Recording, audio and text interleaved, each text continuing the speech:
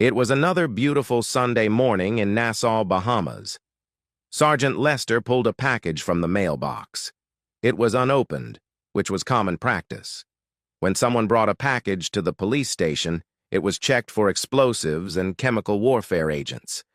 Pulling out the contents, Frank Lester, only 2 weeks into his position, discovered photographs and a memory card.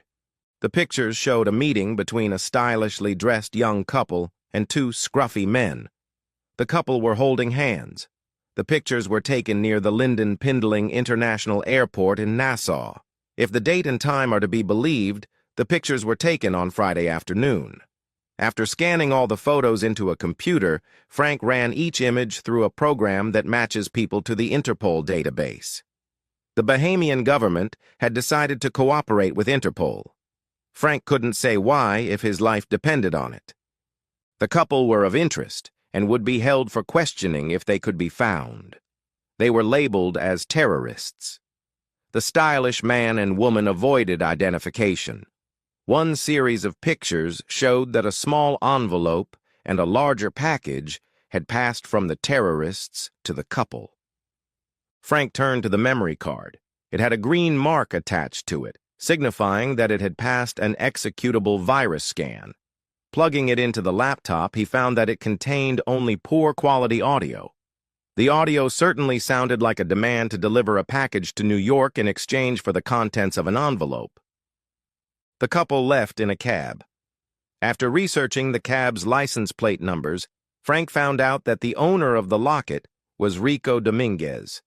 After several calls, Rico was located. Frank inquired about the passengers of his ride on Friday at 4 o'clock in the afternoon. Rico, who kept a log, said he dropped them off at the British Colonial Hilton in Nassau. Frank perked up. Philip, his brother-in-law, worked in the back office there. After a brief conversation with Philip, Frank faxed 2 of the best facial shots of the couple. An hour later, Frank received their passport photos, giving him all the information he needed. According to Philip, they had booked their tickets and were scheduled to leave for the airport by shuttle at 5 o'clock in the evening. A lump in Frank's stomach alerted him to the fact that he now had only 2 hours to work.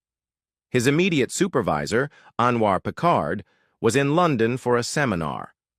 Checking his job description, Frank found that it was his responsibility to report his findings. Marking the information as urgent, he sent an email to Interpol about terrorism. An hour later, the stylish couple was placed on the no-fly list. This is a registry created and maintained by the United States federal government's Terrorist Screening Center. It lists people who are banned from flying on commercial airplanes within, into, or out of the United States. They work closely with Interpol and Scotland Yard. Russell Norman has been married to Jody for 7 years. They celebrated their 30th birthdays earlier this year. Their family consists of a 5-year-old son and a 3-year-old daughter. Russell works as a mechanic at a brake store and will never get rich. Jody works as an accountant. She performs audits for several of her employer's large clients and has become one of the top auditors due to her acumen. They live in Sandy Springs, a suburb of Atlanta. Among her clients is Richard Rocco Romano. He owns a chain of laundromats in New York City. Mr. Romano is currently on trial on money laundering charges. The first trial ended by a preponderance of the jury's votes. The retrial began in the U.S. District Court, Eastern District of New York in Brooklyn, New York. Jody Norman is scheduled to testify Monday. At the first trial, she appeared as a witness for 3 days, neutralizing the government's claims. Mr. Romano gave her a necklace worth $10,000 as a token of his appreciation. He rewards loyalty, and rumor has it that those who are not in favor don't live long. In interviews, he is surrounded by his wife and children. The Romano family attends Mass together every Sunday at Little Italy in Manhattan. Mr. Romano is represented by the law firm Muggiano, Valente, and Cristo. They are based in Miami. Anthony Cristo is the eldest son of Leonardo Cristo, whose name adorns the chancery. Anthony is also one of the attorneys who sat in the courtroom for hours, meticulously crafting Mr. Romano's defense. His ability to charm was evident at an early age. He has a wife who is pregnant with their first child. Before the first trial, Jody flew to Miami on the Wednesday before the Monday of the start of the trial in New York. They played out how they thought the trial would go. On Sunday night, the night before the trial, the legal team flew to New York together. For the retrial, Jody flies to Miami on Friday. She has a ticket from Miami to New York for Sunday evening. Jody handles all of the Norman family's financial matters. Russell considers himself a travel agent and has booked all the airfare and hotels for Jody. Jody had her first glass of champagne. She was nervous and needed another full glass to calm her nerves. It also helped that a very talented tongue delivered the pleasure. Her first of many orgasms was spectacular. Alcohol, sex, and traveling had exhausted her body. Saturday evening, Jody used the phone to get her boarding passes. After getting off the shuttle late Sunday night, she was unable to check her bag aboard the plane. Skycap said she had to go to an agent at the counter. After enduring a 30-minute pause, she approached the counter. After checking her passport, the clerk stated, "Excuse me, miss, but I need you to step aside and wait." "Is there a problem?" "Wait over there." The agent pointed a few feet to the side. "Now what?" flashed through Jody's mind. Her heart raced when she saw Anthony being escorted through the airport lobby by 2 security guards. She began to hyperventilate when she saw another pair of guards approaching her. 5 minutes later, Jody found herself in a windowless room. No one could explain to her what the problem was. She needed to turn in her bag and board the plane. Otherwise, she might miss her connecting flight. Finding herself in New York in the morning was crucial. The dreary walls in creamy pastel colors did little to reassure her. The desk was nothing more than a card table. She sat down in a folding chair. An elderly gentleman in a fedora entered the room. He had a Dutch accent that for some reason alarmed Jody. "Mrs. Norman, my name is James. What brings you to Nassau?" "It was a quick getaway to relax. I'm heading to Miami and then New York. How long will that take?" "Did you travel with anyone?" "No, just me alone." "Did you meet anyone here?" Jody hesitated before answering. "I met an old friend." "What a coincidence. How lucky you are. What's your friend's name?" "Anthony. Do you happen to know Anthony's last name?" "Christo." "Did you and Mr. Christo go out with anyone else?" "No. We kept to ourselves." "This was a sworn meeting with Mr. Christo?" Jody hesitated a little. "Yes." "Can we call it a day? I have a plane to catch. I really need to be in New York this evening." James didn't even bother to look at her. He silently walked out of the room. Jody was sweating, and the room wasn't that warm. Thoughts of "what's going on" were rushing through her head. Anthony took off his jacket as he was uncomfortable in the heat. A middle-aged woman entered the room. She was dressed professionally, slacks and a sleeveless blouse. It was buttoned all the way up to her neck. Anthony smiled at her, eliciting no reaction from the lady. "Mr. Christo, my name is Elsa. How was your visit?" She pronounced in a French accent. "Everything was fine until 15 minutes ago. Why was I detained?" "I will let you know when you are allowed to ask questions. Were you traveling alone?" "Not exactly. I was with a young woman not as beautiful as you." Anthony couldn't be pleased with her unchanged expression. "Does this woman have a name?" "Jody. Jody Norman, I believe. You have a delightful accent." "Did you and Ms. Norman meet anyone else?" "No. We spent most of our time inside the hotel. I bet you get a lot of compliments on your eyes." "Did you check luggage?" "No. I only travel with my garment bag and briefcase, which are carry-on luggage." Elsa quietly left the room. Anthony pondered what this all meant. 20 minutes passed before Elsa entered Jody's room and introduced herself. "Please, I need to leave. I can't afford to miss my plane." "Mrs. Norman, I don't think you'll make any flight. We've been talking to Mr. Anthony Christo. His story is different from yours. Are you trying to hide something, Mrs. Norman?" I told the truth. Very well. I'll give you an hour to think it over. No, I have a plane to catch. Elsa got up to leave, and a panicked Jody did the same. The speed with which Elsa drew her firearm was impressive. Have a seat, Mrs. Norman. You and I are going to spend this evening together, as long as we don't get the stories about that match. Shocked and stunned, Jody sank into the chair. Never before had she felt such terror. She was due in court tomorrow. Her testimony was extremely important.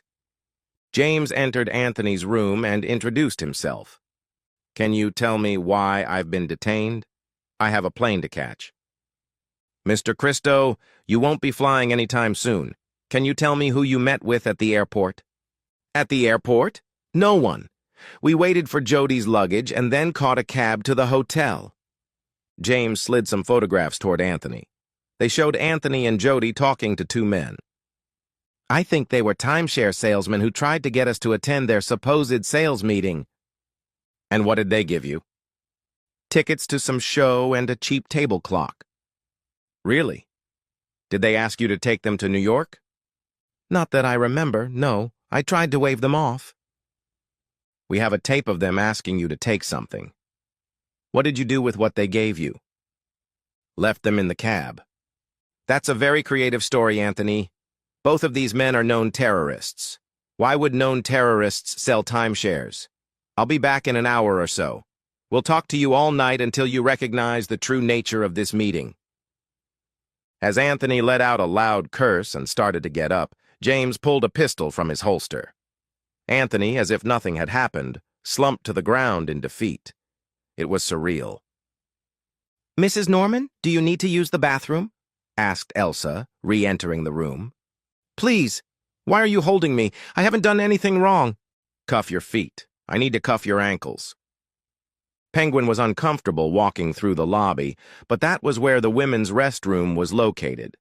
Jody took this opportunity to wash off her tear-stained mascara. Repeating the walk, Jody struggled to hold back her tears. She had missed her plane, and it was unclear when this nightmare would end.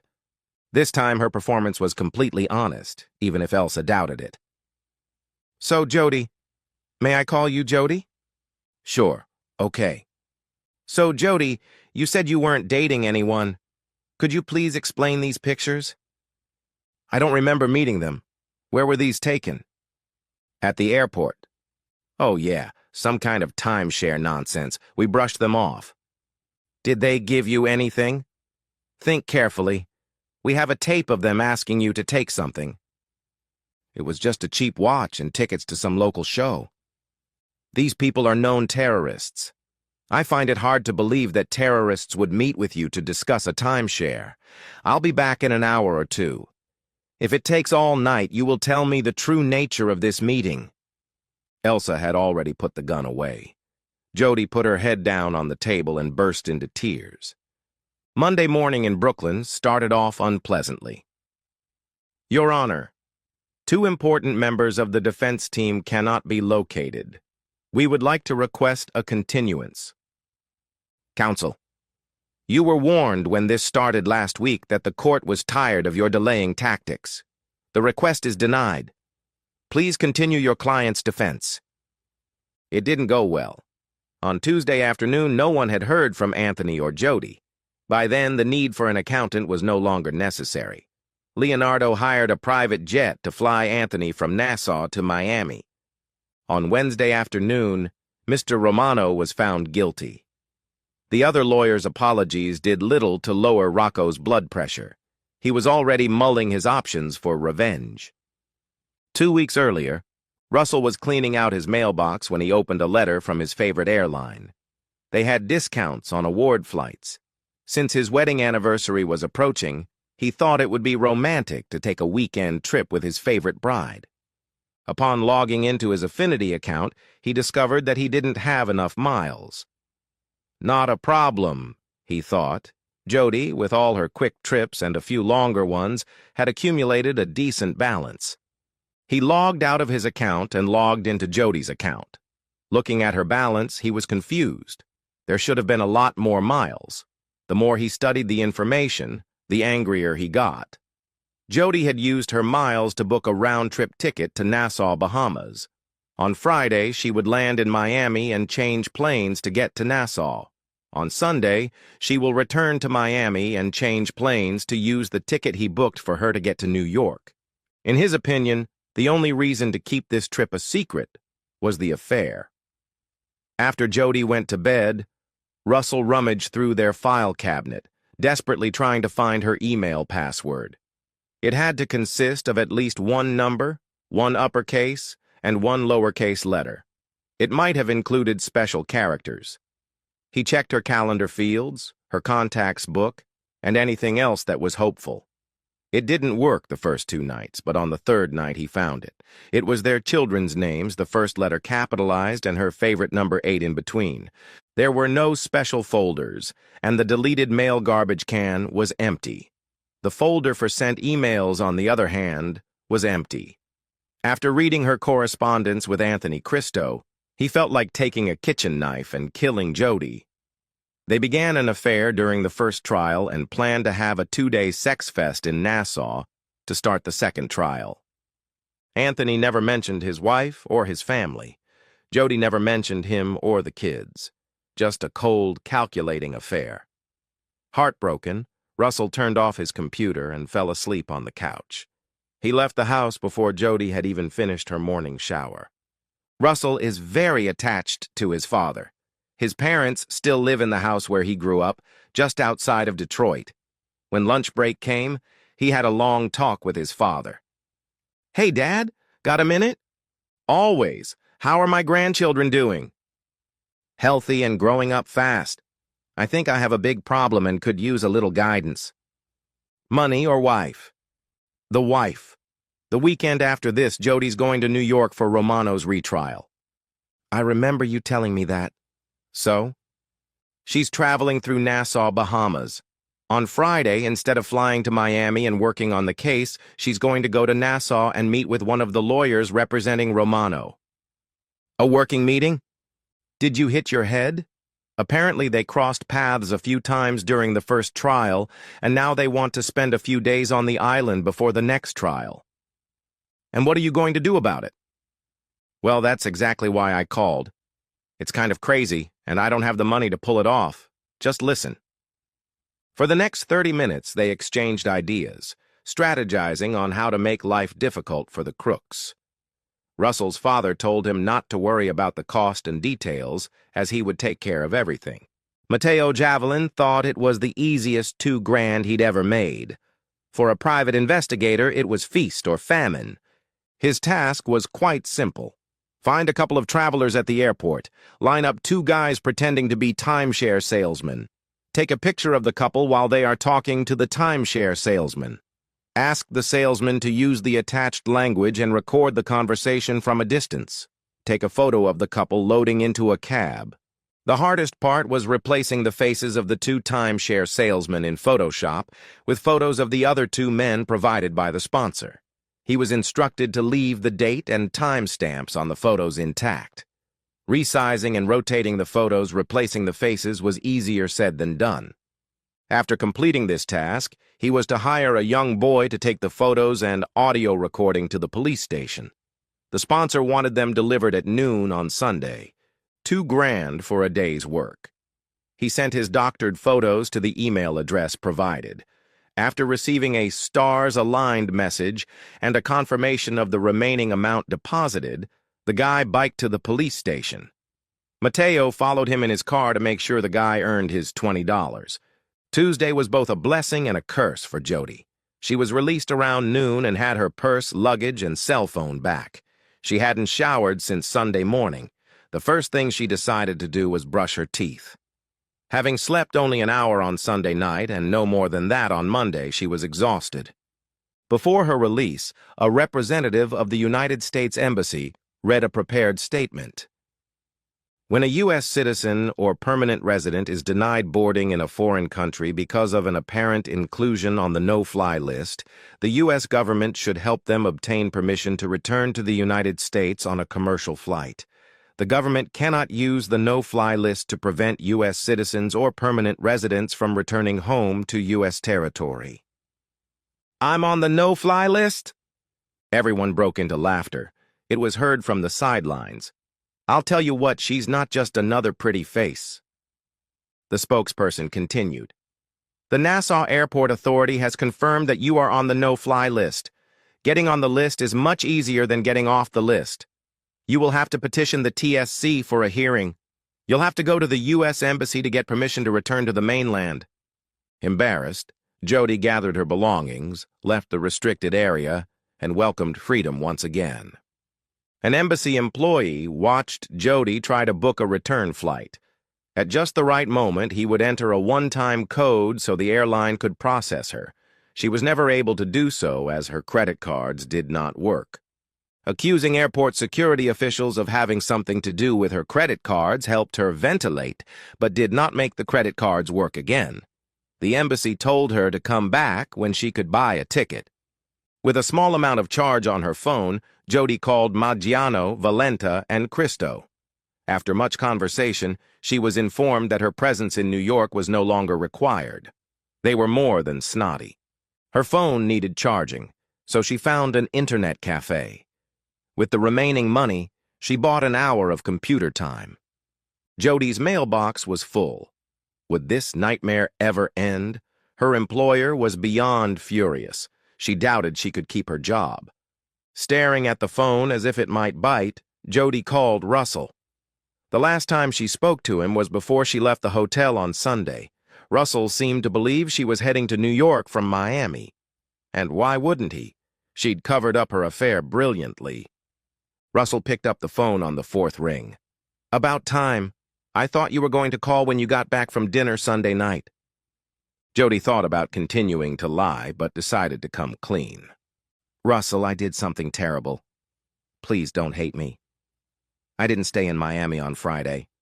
I went to the Bahamas and now I'm stuck here. Who did you go with? With Anthony Cristo, Mr. Romano's lawyer. Russell didn't answer anything. Russell, are you still there? So, why are you calling me? Got carried away having sex with your boyfriend and missed your plane? Please, Russell. I know what I did was wrong. I just want to come home and see you and my babies. So? What's the problem? My credit cards aren't working and I can't book a return flight. Please, Russell, I just want to go home. They think I'm a terrorist. Your credit cards don't work because I canceled them. Why? Oh my God, did you know? I'm sorry, Russell. You weren't supposed to find out. I know it sounds corny, but whatever. I'm so sorry. Please help me get home. I don't think so. Get Tony to help you. I haven't seen him since Sunday. I'm on the no-fly list and I need to be at the embassy to book a ticket. Please? Number start swimming. I'll see you when you get there, slut. And that was the end of the line. Subsequent attempts to reach Russell went straight to voicemail. She left several voicemails and also pleaded by text, all to no avail. Jody spent the remaining hour at the internet cafe crying. She decided to get her parents involved. After Jody sobbed on one side and the other, her mother bought her a ticket on a small private plane to take her to Miami. From Miami, Jody boarded a bus bound for Atlanta. It was already Wednesday evening when her parents picked her up from the bus station. The long drive from Miami gave Jody time to think.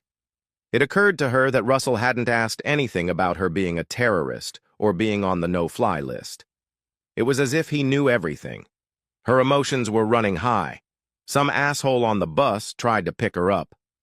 Russell wouldn't talk to Jody and wouldn't let her touch him. The kids missed her and she was smothered in their hugs and kisses. Why had she tainted their future? There had to be some way Russell could forgive her. When she saw his wedding ring on the kitchen table, broken like a tin can, she had her doubts. Jody quickly realized she had ruined both her career and her marriage. Her employer fired her for failing to show up for a court hearing. To avoid risking a lawsuit, she was given 2 weeks' paychecks. Russell moved out. He stops by daily to see the children. He says he can't sleep in the same house with her. She fears a divorce is just around the corner. But so far, it's not happening. It was only after Jody found another job that Russell filed for divorce. Since she was earning more than him, he received a small amount of child support to offset the child support payments. It was a small victory amidst other devastating events. Epilogue. Rocco sent word to Tony and Jody. Be prepared for the worst if his conviction is not overturned. Jody was politely asked, if you can believe it, to return the necklace. The way it was phrased suggested to Jody that it was in her best interest to give it back. Rocco was sentenced to 4 years. He'd already figured out how to get revenge. Russell left the kids every weekend.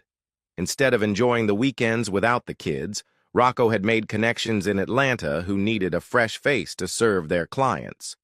Poor Tony, for he had connections in Miami who needed a gay man.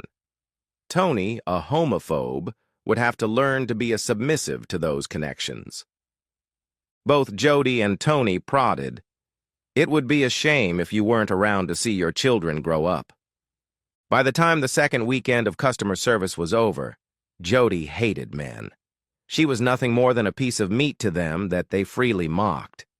It wasn't even 3 months before Tony had a nervous breakdown. It was almost a year before Jody was taken off the no-fly list. Her new employer didn't ask her to travel to client sites. Being a man of his word, Rocco was paroled after 30 months, and Jody's weekend as a courtesan came to an end. Jody has lost all desire for sexual intimacy. The only thing she lives for is her children. Russell has found a man to help him get over Jody. This woman doesn't mind that Russell will never get rich working the breaks. Some women find happiness in nurturing a wounded soul. Russell is completely unaware of the lifestyle that Rocco has imposed on Jody and Tony. It's a shame, because his little scheme to disrupt Jody's travel plans turned out to be much bigger.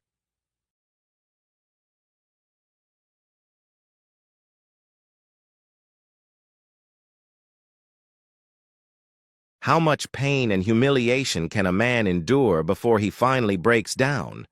I guess if you ask 50 different men, you can get 50 different answers. I pondered this as I looked at the headstone of the man buried in the grave in front of me. I didn't know him at all.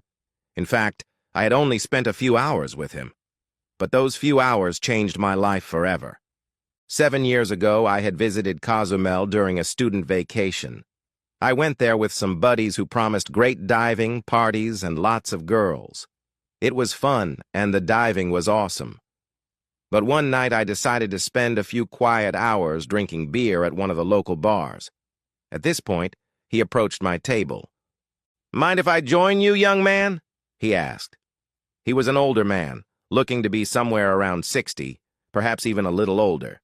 His eyes and general expression gave the impression of a man who had been through a lot of pain and suffering. However, something about his appearance struck me as familiar, and feeling a little relaxed and amiable, I invited him to join me. A smile appeared on his face as he extended his hand. "I'm Alan Jacobs," he said. I took his hand. "George Richardson," I said. After we shook hands, he sat down. "Yeah, I know," he said to me.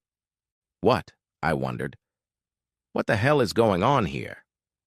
"How do you know who I am?" I asked. "Nothing sinister," he replied. "I knew your father, served with him in Vietnam a long time ago. In fact, he saved my life once, along with many other Marines. They gave him the Medal of Honor for that." He pulled a tattered photograph out of his wallet and showed it to me. I had seen this picture before. A larger version hung in my father's office when he was still alive. Alan pointed to several guys in the photo, dressed in military field uniforms. "That was your father," he said, "and that's me. This guy we nicknamed Spider because of his skinny build. He may have looked small, but this guy knew how to fight." He paused and looked longingly at the photograph as if remembering old comrades. "Unfortunately, they're all gone now, except for me." After a few quiet moments, he looked up at me again. "So, is there someone special in your life? A fiancé or something?" I shook my head. "Not at the moment, no. I'm too focused on my studies right now, but I do date a few girls from time to time, I said. He nodded approvingly. Good for you, he said. Trust me, the worst thing you can do right now is get attached to one woman. Run after them, do what you have to do, and then quickly sweep them out with a broom. Trust me. You sound a little bitter, I said. Are you married? He snorted. Technically, yes, he said. But it's a fucking joke. And it has been for years. I've given this woman the best years of my life, been faithful to her, adored and cherished her. And what has she repaid me with? Cheats on me, circumcises me, cuckolds me, and humiliates me every chance she gets. Wow, I thought. Now that's a bitter dude. You want to hear the story? He asked. What the hell, I thought. This could be interesting. Sure, I said. He told me a story about how he and his wife Maggie liked to go to Mexico and other scuba diving spots on a whim, to somehow dispel the stress of work. He told me that his wife, although somewhat frigid for many years, turned out to be a very beautiful woman. According to Alan, things went downhill 2 years ago when they came to Cozumel. Allegedly, some guy from Spain managed to get into their relationship, clearly wanting to screw his wife, and in doing so, he turned out to be a brazen bastard. Can you imagine the nerve? Alan says. He looked right at me and said he was going to sleep with my wife, and I'm going to watch. Can you believe that shit? He even showed me where it was going to happen and described what my wife would do before she met him. She did exactly what he said. Holy shit. It's like they had it all thought out and planned ahead of time. And here is my frigid 46-year-old wife, a woman who refused to do anything at all for me, going commando style on his orders like some underage girl on spring break. What the hell is this? Yeah, I should have stopped her, but I didn't. Hell, I thought she'd harass him like she harassed everyone else, including me. But no, she went for it herself. So what did I do? What choice did I have? The bastard made it clear to me that if I didn't agree, he would come back and sleep with her morning, noon, and night until I was 90. He told me that if I let it happen and watched it just once, he would leave us alone and go home. But no, that didn't happen. He tricked me. They both tricked me. That was the first day. Since then, he and my wife have continued to humiliate me every chance they get. I'm not going to lie to you, son. It made me a little excited at first, although it made me angry. I thought that maybe eventually she would drop it and open up to me a little. But she never did. And it all started to get annoying. Very quickly. And there seems to be no end in sight. Why don't you just dump the girl? I asked. Kick her to the curb, divorce her, and be done with it. 2 words, he said. Number guilt. Do you know what that means? I shook my head. No. Basically, it means she'll get almost everything. The house, half of her savings, half of her pension, and a huge chunk of my paycheck. In other words, she'll live in the house I built, get half my money, and I'll have to pay for her to live there and keep sleeping with her boyfriend while I live in a piece of shit, eating pork and beans. Oh yeah, I've talked to a bunch of lawyers, and that's just the way it is.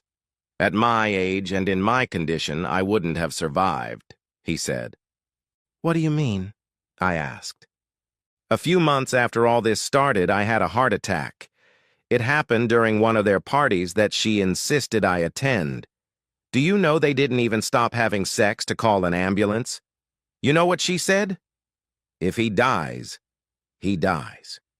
We'll just take his insurance money and travel the world.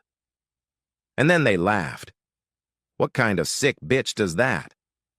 I finally crawled to the phone and was able to call 911. They didn't even stop when the paramedics came for me. And you know what else she did? She and her lover took off while I was in the hospital.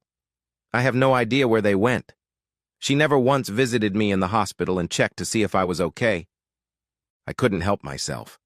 Why not get revenge? Burn the bitch to the ground. Find someone to sleep with and make her watch. He shook his head. No, son, That wouldn't be right, he told me. I made vows before God and everyone that I would be faithful to her until death do us part. Those vows are important to me, even if they don't mean a damn thing to her. But it was a big wake-up call for me. I decided there was no way that bitch was getting anything from me. I changed my will and cut her out of it, changed my insurance and beneficiary in my retirement fund so she wouldn't get a penny. To hell with her, he said. About 4 months ago, I was diagnosed with an inoperable brain tumor. The doctor said I had 6 months to a year to live. That's when I decided to end it, regardless of the consequences, he said. And today I'm getting my self-esteem back. I had a hard time believing it all. He seemed to sense it and pulled out his phone. I suspect you think that can't be true.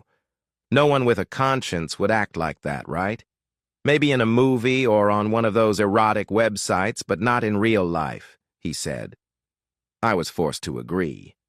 He typed a few words on his phone, pulled out a pair of headphones, plugged them in, and handed them to me.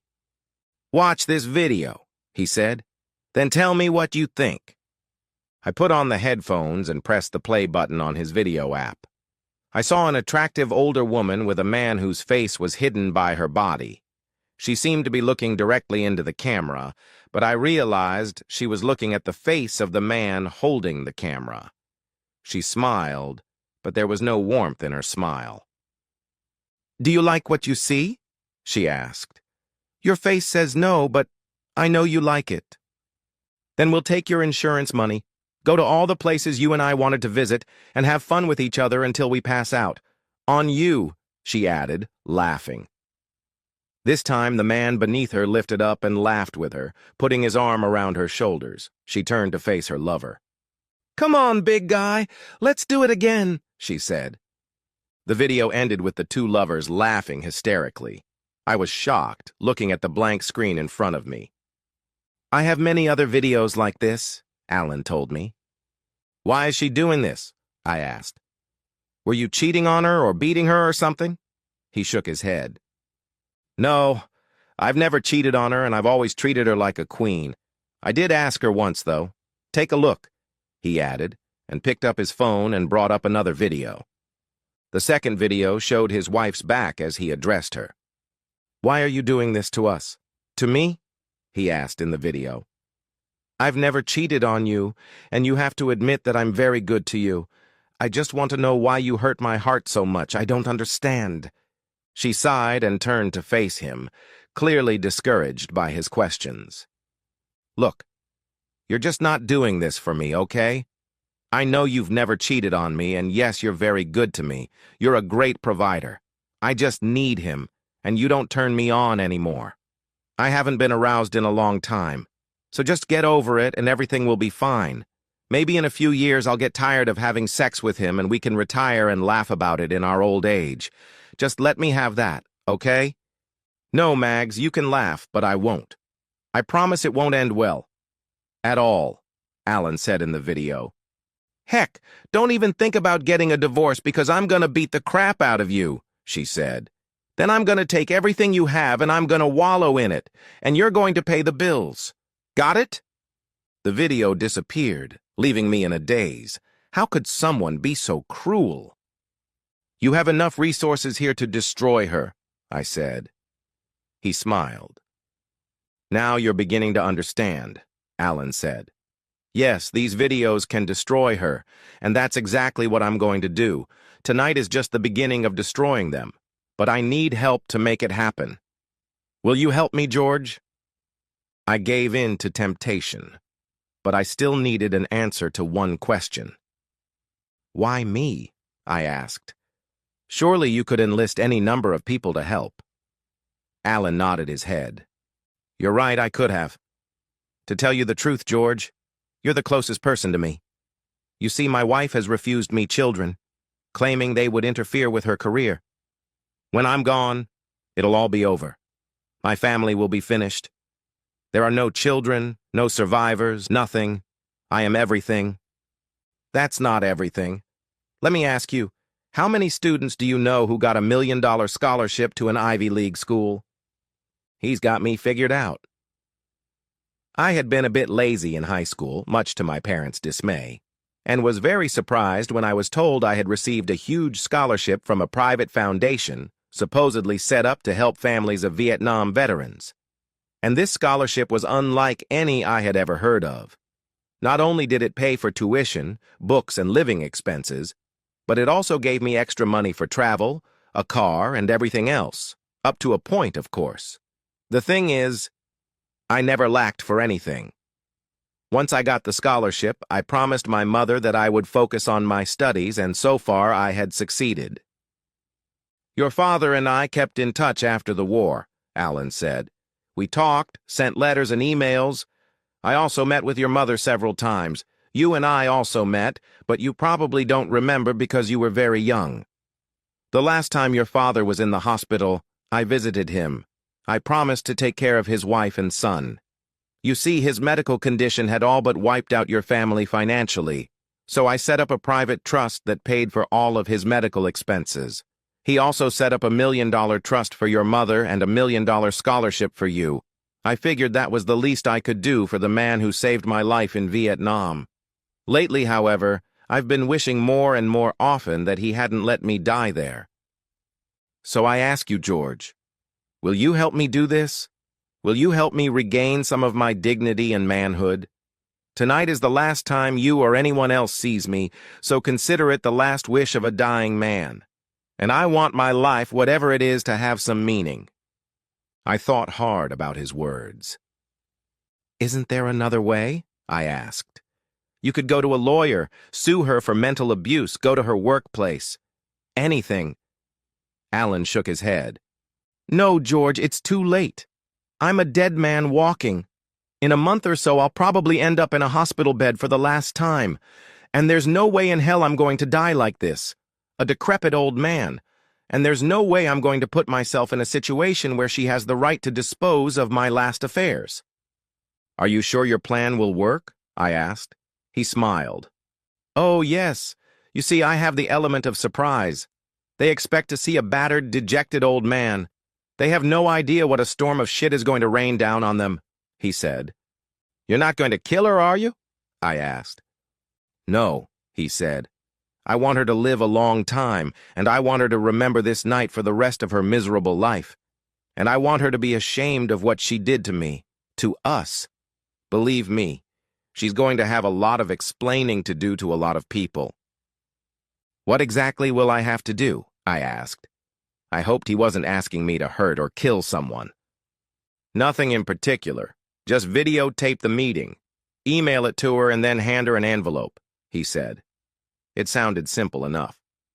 "I've already prepared the email, so all you have to do is attach the video and hit send." He pulled 2 envelopes out of his pocket. "The thick envelope is hers. It pretty much explains what you'll be recording tonight. The other one is for you." "What's this one for?" I asked. "There's a key to the safe, a card, and a letter with instructions. After we finish tonight, you will need to call my attorney. He's expecting your call and will explain everything to you." "Okay, I'll call," I said. What the hell? I'll take a video, send it, and hand her an envelope. Simple enough. Alan smiled. "Thank you, George. That means a lot to me. Consider it my last great act of defiance," he said. We finished our beers while watching part of the soccer game on the big screen TV. Alan looked at his watch. "It's time to go out. You ready?" he asked. I replied that I was ready, and we left the bar. I had no idea where we were going, so I followed his lead. He was mostly silent, but still gave me a little advice. "Someday, George, you're going to meet a woman and fall in love. I know I've told you before to do your business quickly and clean it up quickly, but the thing is, you're going to fall in love. It happens to all of us. Just do yourself a favor before you marry her," he said. "Which one?" I asked. "Check her out carefully. Observe her mother, the way she treats her husband, because that's probably what you'll have to expect. But don't get married until she signs a prenup. Protect yourself. And don't let your relationship become like mine. Always put her first and love her with everything you have, but at the first sign of trouble, Take the initiative, he said. It seemed like good advice to me. Finally, we reached our destination. There were two people waiting for Alan there, the woman I'd seen in the video sitting on the open staircase and the tall man next to her. The woman looked like she was experiencing satisfaction, but it was dark and I couldn't tell for sure. Alan stopped and looked at me. This is it. The show's starting. You have my phone, so please start taking notes as I walk up to them. And remember that some of what you'll see may be disturbing, he said. Listen, Alan, I began. I'm really sorry about all of this.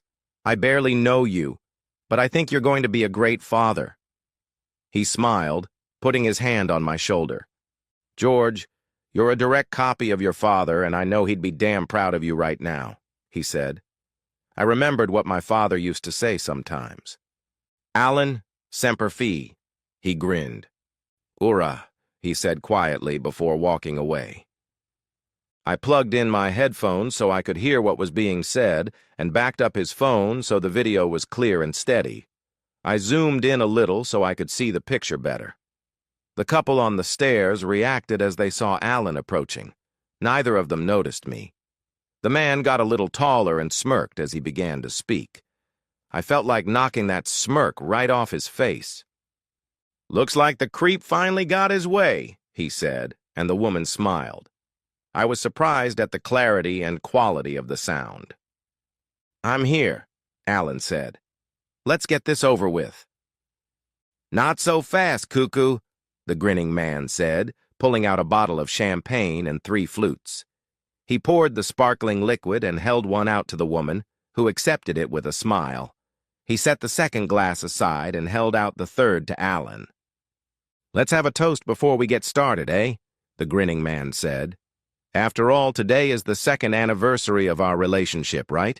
After all, it was 2 years ago today that I first slept with your wife, right here on these very steps, wasn't it? Alan was not amused. He put his hands to his sides and said nothing. Come on, Alan, the woman said. Don't be a stick in the mud. This is a special day for all of us, isn't it? Don't you want to celebrate it with us? Maybe have a little reenactment? I'm wearing the same dress I wore that first night. Don't you like it?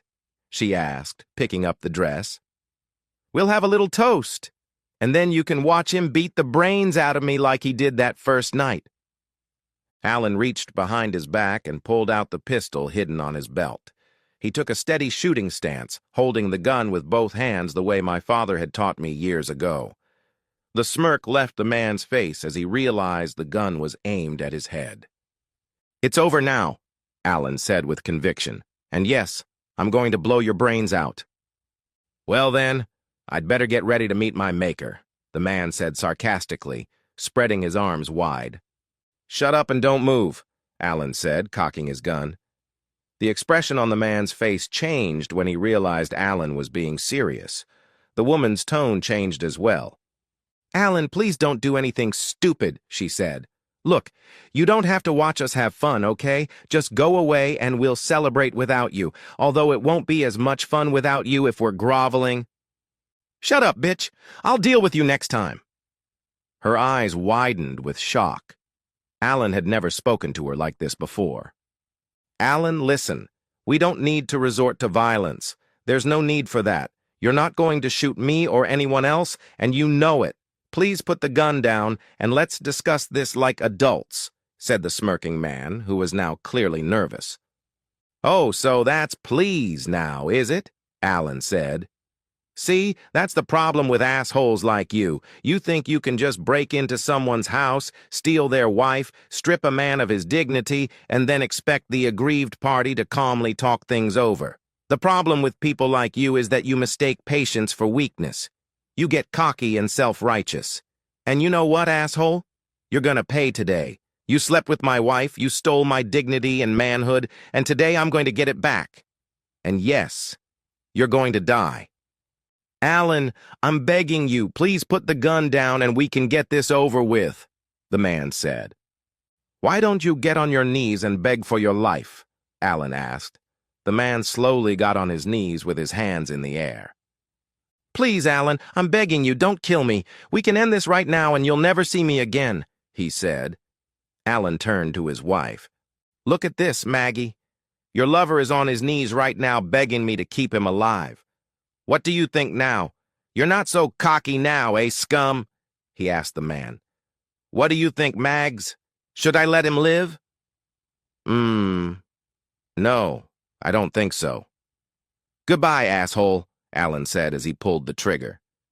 The man's eyes widened at Alan's last words, but he didn't have time to respond as the .45 caliber bullet hit him squarely in the forehead and exited through his back, blowing off half of his brain and skull. He fell backward and a pool of blood flooded the ground. Maggie screamed and covered her ears. Alan walked up to her and pointed the gun at her. Shut up, he shouted. Just shut the fuck up. Maggie stopped screaming, but her makeup smeared and tears streamed from her eyes. You killed him, she screamed. Yes, I did, Alan said. But you and your lover killed me 2 years ago, and you've driven a stake through my heart every day since. So I guess it's all even. Now it's your turn to feel the pain. Please, Alan, don't kill me, she sobbed. I'm sorry I've caused you so much pain, I really am. No, Mags. You're not sorry. Not at all. And don't worry. I'm not going to kill you, Alan said, and a twisted smile appeared on his face. Not that I haven't thought about it. Oh yeah, I've thought about killing you hundreds of times, and I could have done it too. But I decided it would have been too good for you. Now I want you to live to be 100 years old and remember every day what you did. That's right. You are directly responsible for the deaths of 2 men. One was your lover, and the other was the man who loved you exclusively for 17 years. And by the way, Mags, I'm dying.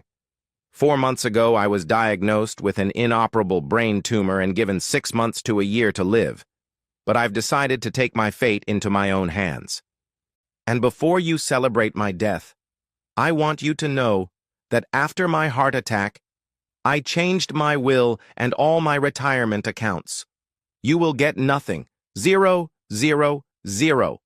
After I'm done here, some nice young man will hand you a document that will explain everything, he said. Shall we talk it over? She asked. No, Mags. I've been trying to talk to you for the last 2 years. You've made it clear how you feel about me. Now, you're going to pay for it. Hell, you probably haven't even noticed that I haven't even been wearing my wedding ring for the last few months, have you? Yeah, I know you spent $2,000 on that ring. I got $20 for it at the pawn shop. Maybe if you hurry, you can get it from the pawn shop before they sell it, he said. What did you do? She asked. It was a special ring I had made especially for you. Yeah, about that. Seems like you didn't care about that for the last 10 years, right? And the last 2 years you sure didn't care, he said. In fact, I don't even remember you telling me once in the last few years that you loved me. In fact, you made it clear that you weren't satisfied with me anymore. I could have agreed to a divorce, but no, you had to hurt and humiliate me every chance you got. Please, Alan, let's get some help, maybe a counselor. Don't do this, she pleaded. Do you care now? Now that I'm actually dying? No, Mags, it's too late, he said. I warned you that this wouldn't end well, but you didn't listen. And by the way, get ready for phone calls after I'm done.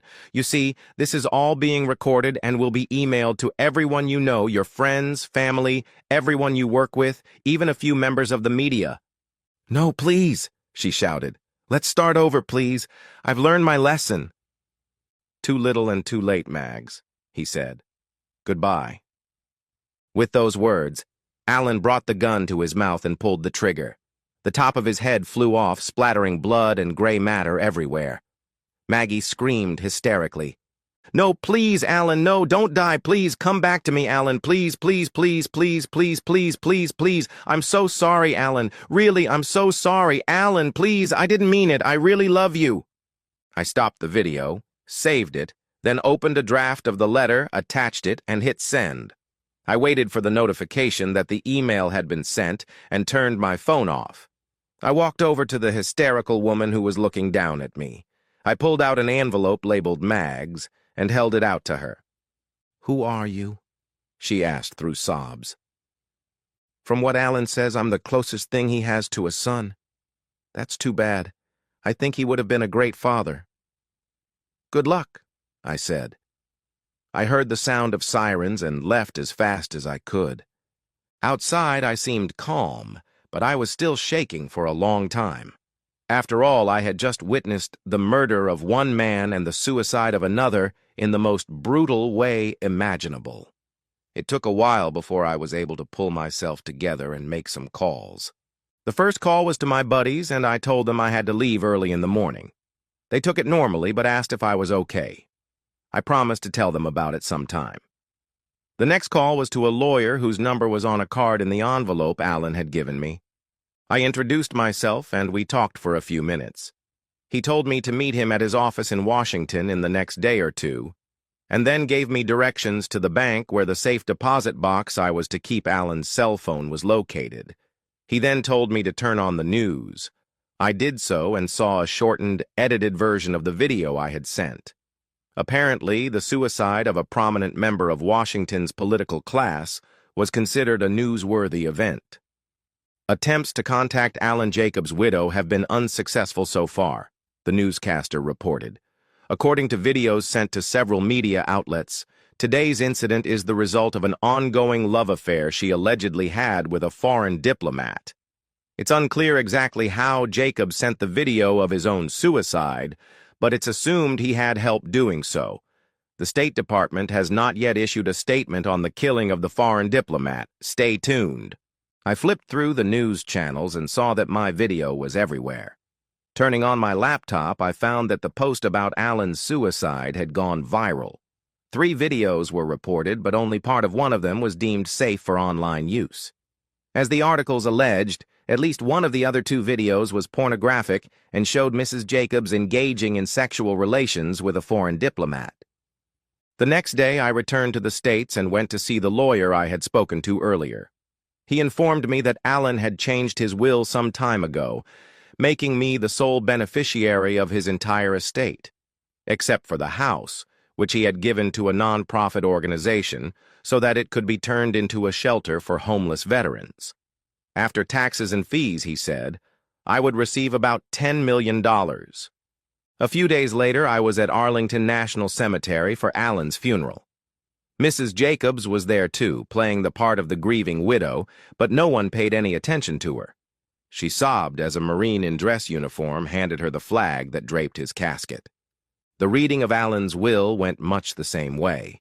She tried to contest the will, but dropped her objections after Alan's attorney suggested that some of the more racy videos of her with her lover would be used against her and become public. After the meeting, she turned to me. "I hope you're happy," she said. "I've lost everything." I couldn't believe my ears. "You didn't lose anything," I told her. "You threw everything away. More accurately, you intentionally ruined everything. Now you're getting what you deserve." I left her standing still and went back to school, more determined than ever to do my best. I wanted to become the kind of person that would make both Alan and my father proud. At the same time, I kept my eyes on Maggie Jacobs and caught an interview with her on one of the women's daytime talk shows. She tried to play the victim, claiming abuse and infidelity, and the 3 hosts agreed with her. But one of the hosts had apparently seen all 3 videotapes and began politely refuting her own words. Maggie denied that she ever said what the presenter was saying and showed a video where she admits that Alan never abused her or cheated on her. "Is it true that you refused to call emergency services when your husband had a heart attack?" the presenter asked. "From what I understand, you and your lover continued to have sex even as your husband was dying. How do you feel about that?"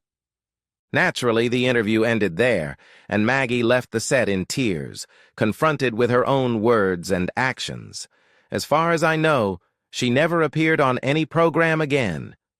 And a few months later, an article appeared stating that she had been found dead in her apartment, apparently by suicide. According to the report, She was placed on paid administrative leave after Alan's suicide.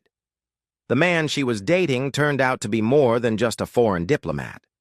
Several intelligence operatives apparently linked him to ISIL, and there were those who believed Maggie had passed on classified information. Unable to cope with the consequences of her own actions, she took an overdose of pills and then a significant amount of alcohol. Officers who discovered her body said she was wearing a wedding dress and clutching a wedding photo to her chest. A note on the nightstand read, "Please forgive me." I followed Alan's advice when it came to women. I dated a lot of them, did what I wanted to do, and moved on. I fell in love a couple times, but changed my mind after meeting their parents. Then I met Karen. We dated for a long time, and I realized I had fallen in love with her. She invited me to meet her parents over the vacations, and I was amazed at how they interacted with each other. Even though they had been married for 30 years, they acted like teenagers, constantly sneaking hugs and kisses. It was obvious that they truly loved each other. More than once, Karen had suggested that they get a room together. "How do you think you got here?" her mom said with a laugh. By the end of the trip, I had made my decision. Her father spoke to me privately before we left. "George, you seem like a really nice guy, and I can see how my daughter looks up to you. Tell me honestly, do you love her? I mean, really love her?" he asked.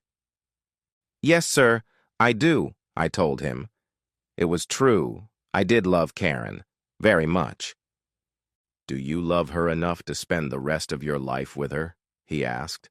That was the $64,000 question. "I think so," I told him. "Good," he said. "Because if you ever hurt my little girl, we'll be the ones responsible." I considered his words and carefully formulated my response. I realized that he only cared about his daughter, and I respected that. "Sir," I said, "I know firsthand what can happen when a marriage breaks up. I know firsthand the pain it can cause, and I swear to you that I will never, ever do anything to hurt her. Someday I will tell you my story, and I hope you will understand me." I'm not sure if it was the look on my face or the tear trying to leak out of my eye, but he seemed to understand and shook his head. "Okay, George, that's enough for today," he said, "and I'll keep you posted." Karen and I got married after I graduated from law school. At her father's insistence, we signed a prenup to protect both of our assets. In addition to my $10 million, Karen had inherited a large sum of money from her grandparents, and we all agreed that it was for the best. She and her parents were puzzled when I told them about my plan to join the Marines and become a JAG officer, a military lawyer. They assumed I would accept a high-paying job at one of the many prominent law firms that were trying to hire me. That's when I told them about my father and Alan. "Oh my God, that's so sad," Karen said. I showed them the video taken that night in Cozumel. Although Alan's phone was still in storage, I was one of more than 1,000 recipients of the email sent that night. "Did you make that video?" she asked. "I'm wondering how he got the video to the media so quickly. Didn't anyone ask you any questions?" "No," I said. "I guess the authorities decided it wasn't important. And now that Mrs. Jacobs is dead, the case is closed. I have a lot of videotapes he made, but they're not for the faint of heart." I looked at Karen's father.